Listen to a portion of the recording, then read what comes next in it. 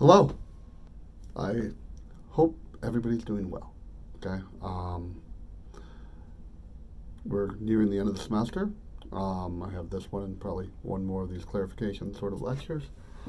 And today is a doozy. Okay, or at least not so much a doozy, but the stuff we're covering is different than what we've dealt with a lot. Okay, so we're covering between subject designs, particularly factorial designs, or at least when we look at the questions, a lot of the questions were about factorial designs, particularly the mixed factorial design. Okay, so there's a very large amount of consistency on people wanting to know more about that. I'm going to cover that and walk our way in through that and what interactions are and stuff of the sort. That's our main focus of this video today. So you are doing a study, okay? But it turns out that you're interested in not just one variable, but how that variable might interact with other variables, okay? So, for example, I don't know about y'all, but I've gained a little bit more weight lately, okay? And so maybe staying home a fair amount has done this to me, but I've gained a little bit, okay? And so on my mind a little bit is this idea of losing weight. Well, people tell you it's easy, right? Super simple, right? The secret to losing weight is diet and exercise. Okay. So you could say, okay, secret's diet and exercise. I'm going to do diet and exercise. But let's face it, we're humans. We don't like to do more than we have to. Okay. And so as humans who don't like to do more than we have to, looking at this idea of diet and exercise. So I wonder, do I have to do both diet and exercise? Okay. So one thing I could do, given all the resources in the world, and I'm sure that I could get enough people to fill out 4 groups of individuals. Okay. I take half the people and I say, hey, you are going to engage in exercise. Okay? I'm going to take half of each of those 2 groups, the people who are engaging in exercise and the people who are not engaging in exercise. So I take half of each of those 2 groups and I say, hey, you're going on a diet. And the other folks don't have to go on a diet. And so what I have is 2 factors. Were you on a diet or not? Did you start engaging in exercise or not? So there is a group who is engaging in diet and exercise. Okay? There is a group who is engaging in exercise without diet, dietary changes, and a group who is engaging in dietary changes but without exercise. And then there's a group who just is basically me right now. Okay? No real significant amount of exercise, no proper eating, so on and so forth. Okay? Those are 4 groups arranged into the most prototypical of factorial designs. Where I have 2 factors, and I'm able to look at both situation wherein the main effect of one of the factors. So, on average, do people who exercised do better than those who did not exercise? Doesn't matter what group there is. On average, did people who exercised do better than those who didn't? That would be a main effect of exercise. Okay? On average, did people who dieted, did they do better than people who did not diet? That would be a main effect of diet. Okay? And so what I'm doing is I'm looking at everybody who experienced one of these conditions, no matter what the level of their other condition was. So looking at everybody who started to exercise, whether or not they were changing their diet, or everybody who changed their diet, whether or not they started to exercise. Okay? Those are the main effects. We're looking at the main effects there. Okay? And it turns out, actually, if you want to know the punchline is, diet without changes, whether exercise without changes in your diet does actually not result in substantial weight loss because we tend to overcompensate and consume more food. However, combining the 2, you have this interactive effect. Okay, the interactive effect of exercise is individuals who do not go on a diet do not lose weight. However, those who do. That's a synergistic effect. So 1 plus 1 is greater than 2. Okay, it's 3. Okay, adding the exercise and adding the diet is more than just the exercise alone or the diet alone. You see this increase over the 2. Okay, that's an interaction. So you can say that individuals who engage in an exercise lost weight if they also dieted, but not if they did not.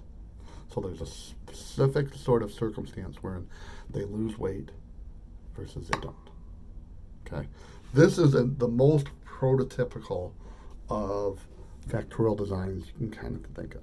Okay, admittedly, there's actually a lot of science that works from that mold. These very prototypical factorial designs, because you learn a lot more than just looking at main effects. Okay, you learn a lot more about what the bounds on when things do and versus when they do not work. Okay, so if you have if you're working with children and you have, let's say you take half the kids and you give them this great social sort of interaction training. Okay, these are awkward kids. Give half these kids great social interactive training, the other half you don't. Okay, and then you test half the kids that received social interaction training. You test them with a kid that they know pretty well, and then you test the other one. You test the other ones with the kids they don't. Okay, same thing for the kids who receive no social interaction training. Half of them were with a familiar kid, half with. And it turns out, in general, people who received the social interaction training did better than those who did not. Okay, whether it was a familiar kid versus a non-familiar kid. Okay, that's a main effect of social interaction training. Also, you could look at the main effect of kid. So it turns out actually these kids always tend to interact a little bit more with kids that they already know versus kids that they don't. Okay, I'd imagine that this is probably the case that you see with most shy kids, for example. However, those are main effects. Both of those two are main effects. But it's always possible you could have an interactive effect. So it could actually be that the social interaction training doesn't actually change the way that they interact with kids that they already know, but it actually does wonders with how they interact with kids that they've never met. Okay, they haven't established these kind of patterns of playing with these kids before, and it works wonders with these kids they've never met. That's an interaction. So you see much greater effect of the training when they're playing with kids that they don't know as opposed to kids that they do. That's the textbook sort of interaction. Okay, and so when we're talking about interaction, we're talking about the effect of a treatment is different under one circumstance versus under another. Okay, and those two circumstances make up your other factor that it's interacting with. There were questions about different types of interactions. Okay, so synergistic interaction. That's your 1 plus 1 equals 3 sort of interaction. So if diet and exercise are both in place, you're going to see great results that are much greater than you'd get if only diet was in place or only exercise was in place. Okay, synergistic. 1 plus 1 is greater than 2. Okay. You also could see circumstances wherein you see a blunted effect of a treatment under a certain circumstance. Okay, so unfortunately, my mind's in this because we're all in this thing. Let's say we are fortunate enough that people have developed a treatment for this COVID-19 that's going all over the place right now. Okay, and so they take a whole bunch of people. Okay, but we know it's a respiratory disease, so we're concerned about how it impacts people with different respiratory issues. So a real simple thing, the way I tend to think about things, is we take half of our sample are folks who smoke versus the other half are folks who don't smoke, okay, or smoked before the disease and don't smoke before the disease. And we give each of those populations, half of them receive this great treatment, the other half receive treatment as usual, which is the best that they can do before this, okay? And it turns out the results are promising, okay? What's that, Remavir right now, or whatever that, however you pronounce that. The results are promising. Cool. We're excited about this. So results are promising, people who receive the treatment tend to do better than those who receive standard care. Okay, main effect of the treatment. Okay, but one thing about what we know about what's happening with this sort of disease right now is we know that individuals who receive or who get ill are much more likely to have much more severe cases if they're smokers. Okay, so it turns out that although it worked for everybody, this treatment did not work as well for smokers as opposed to non-smokers. Okay, respiratory disease. That is a blunting effect. Okay, that is an interaction wherein not synergistic, it's an antagonistic interaction. The effects of the treatment are lesser when another factor is involved. So that the effects of the treatment are less pronounced for smokers versus non-smokers. Okay? So that's the factorial design in general, but there are a lot of specific questions about what differentiates a factorial design from a mixed factorial design. Okay? A mixed factorial design is just like a factorial design with one exception. Okay? You know how we have at least two factors in effect for a factorial design? One of those is within subjects. Okay? So let's say we wanted to know